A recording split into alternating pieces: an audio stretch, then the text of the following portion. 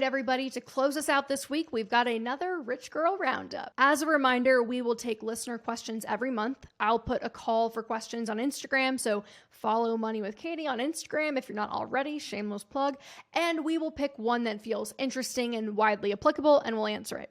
As my standard disclaimer, I am not a licensed financial professional. This is not financial advice. This is just, what would Katie do if she were you? Here's this week's question from Mary. What's the exact difference between financial planners, consultants, and advisors? What should a good financial resource be able to do for me, and how much should each of these cost? This is a great question and likely a pretty popular one. The amount of designations and licenses in the financial services industry is plentiful, way too many to name. And it can be hard to decipher between them since there are confusing and sometimes interchangeable terms thrown around that can mean a lot of different things. So this is by no means an exhaustive list, but I'll run through a few of the popular ones and some ways to think about this. So you've probably heard the term financial advisor, which could mean someone who has a CFP designation, meaning they're a certified financial planner. It's a very comprehensive exam.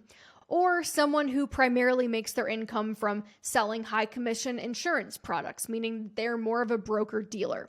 Which, to be fair, insurance sales is a valid job, but it is tricky for the consumer when their job title obscures that fact. And while they do have a duty to do what's suitable for you, it's a lower standard, and they mostly make money if you buy insurance and other commission products. So there is a bit of a conflict of interests. You've also got the CPA realm, so think accountants. I think this raises the first important question that you want to be asking yourself, which is, what type of help do you want? Do you want someone who can prepare your taxes for you? Do you want someone who's going to do full service financial planning? Someone to manage your investments for you in an ongoing way? Do you want someone to make you a financial plan one time that you can then execute yourself? The answer to these questions will help inform what type of help is right for you, if you need it at all, which brings me to the crux of my answer, which is, if you have a lot of money, and I'm going to go out on a limb and say multiple seven figures, and you have complexities with taxes and trusts and real estate and businesses or complicated streams of income, it probably makes sense to hire a fiduciary financial advisor with a CFP designation from a firm that has CPAs on staff who can help you manage that. If you have less than $1 million, I would say it's probably less worth it, but that's a personal judgment call. I just don't think professional help is necessary for your average person with a W-2 job and a straightforward situation, particularly the average person who listens to personal finance podcasts and likely has the basics down. So you may decide that you really would like somebody to be involved so that you can be completely hands-off, even if you don't have seven figures in the bank, and you might think that the extra costs are worthwhile to you. But that brings me to my final point, which is how you pay.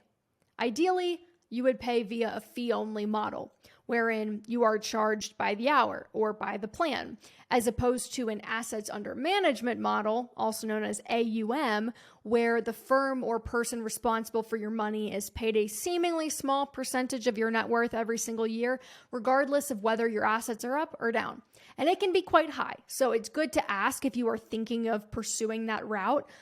Fees have been generally trending down, but I would be wary of anything much over 0.5% because at that point, it's going to start to compound quickly. I would avoid a 1% fee like the plague, but that's just me.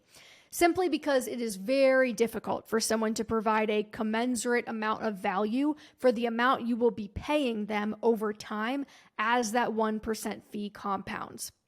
I think NerdWallet actually did a study that estimated the average millennial paying a 1% fee will pay between $500,000 and $600,000 in fees over their lifetime. So it's just something to be cautious of.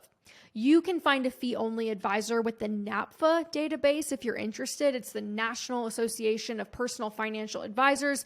We will link that in the show notes. But my TLDR on this entire answer is, unless you have a pretty complex situation or a lot of money, you probably don't need professional help yet.